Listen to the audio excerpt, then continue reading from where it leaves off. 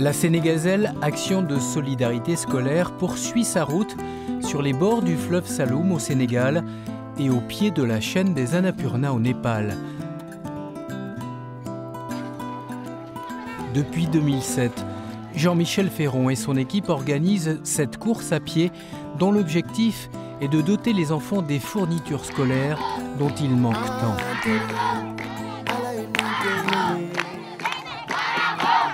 Les femmes qui viennent donner ce matériel scolaire courent tous les matins des étapes de 8 à 10 km pour arriver dans la cour d'une école.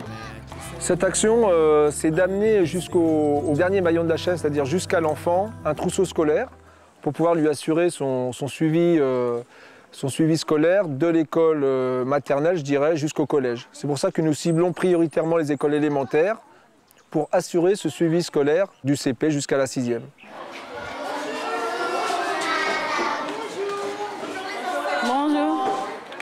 Vous avez vu aussi, on est dans une tenue un petit peu sportive. Hein. Moi, je suis rouge surtout. Mes copines un peu moins parce qu'on est venu vous voir en courant aussi. Hein. Donc nous, on est contents d'être là en tout cas. Et j'espère que vous êtes contents de nous voir.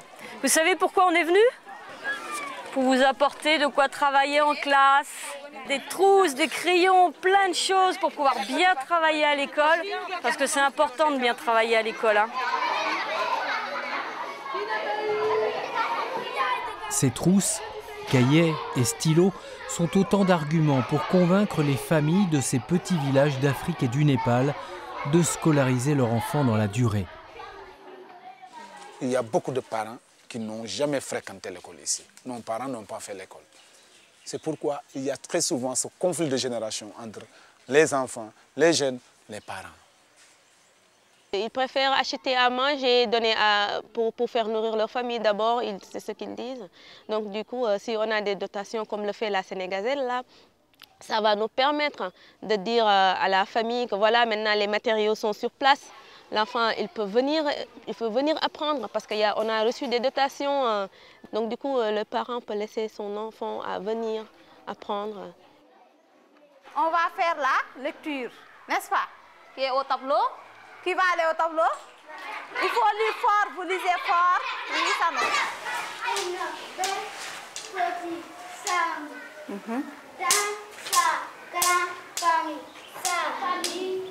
Maintenant, dans ce petit texte, on vous donne une description d'une petite chambre. Comment est la chambre? La chambre est, oui, Badou, parle fort.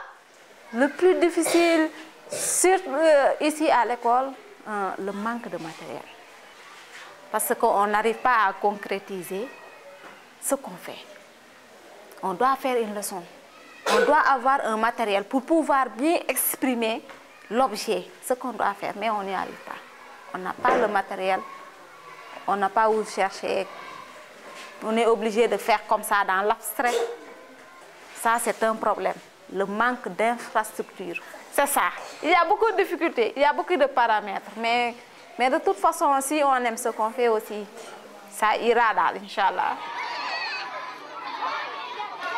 Sur les 4 sessions, à la fois de Simal en février et les 2 sessions de Foundiougne, plus le Népal, ce sont plus de 20 000 enfants, 19 800 l'année dernière.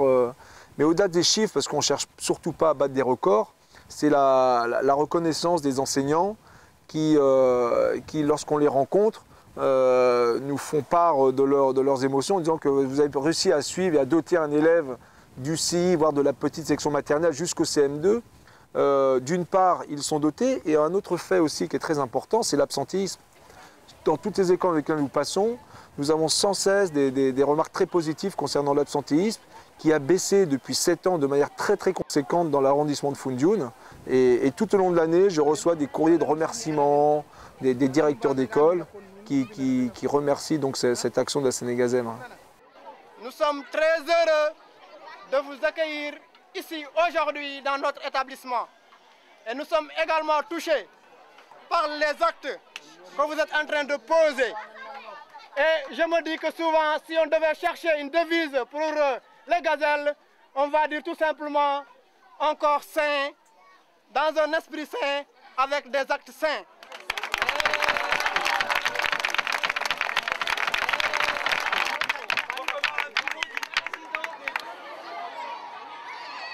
Aujourd'hui, c'est une grosse école, il y a 12 classes. Donc 5-6 par classe, pas plus.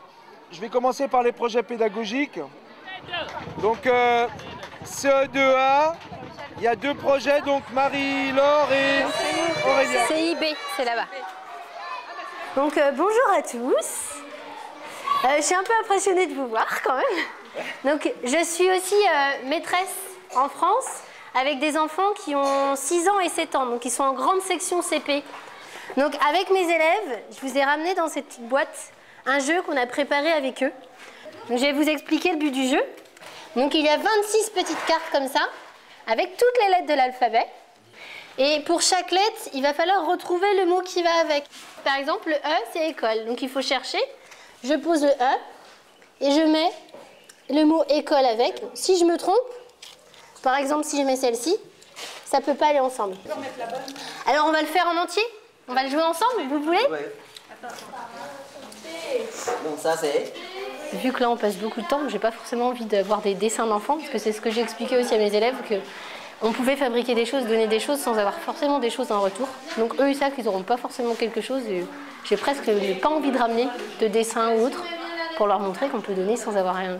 Moi par contre voilà, le retour c'était plus leur montrer que des enfants avaient découvert le jeu et dans quel endroit, voilà, sur un sol en terre battue avec des tôles, que ça ressemble pas du tout à la classe. Voilà, le A c'est l'Afrique, voilà. A, B, C. Il y a la lettre C. Le C. Qui va nous montrer C? Vas-y. Il est où le C?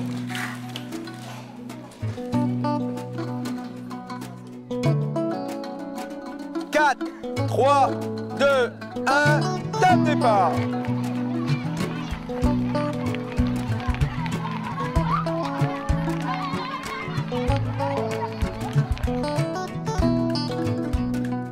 L'idée des parcours, c'est moi je les trace un peu comme moi j'aimerais les courir. C'est vrai que y a des petits passages qui sont jolis, donc on les fait passer à droite, à gauche, on les fait dévier peut-être de 50-100 mètres pour tout voir un petit endroit précis mais joli.